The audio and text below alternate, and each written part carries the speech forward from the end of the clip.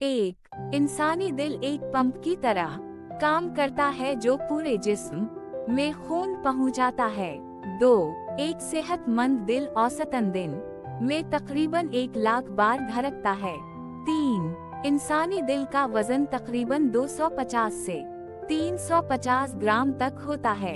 4, दिल में 4 खाने चेम्बर्स होती हैं, 2 एट्री एट्रियम और 2 वेंट्रिकल।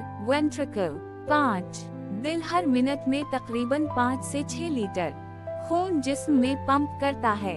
6, दिल अपनी ही बिजली इलेक्ट्रिकल सिग्नल्स से धड़कता है, इसीलिए उसे खुद मुख्तार समझा जाता है।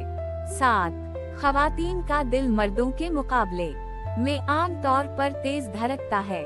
8, दिल के अंदर तकरीबन 60,000 मील लंबी खून की नालियां ब्लड वेसल्स मौजूद हैं। 9, दिल कभी नहीं रुकता, हत्ता के नींद में भी मुसलसल काम करता रहता है। वर्जिश और अच्छी खुराक दिल को सेहतमंद रखने के लिए निहायत जरूरी है। मजीद वीडियोस देखने के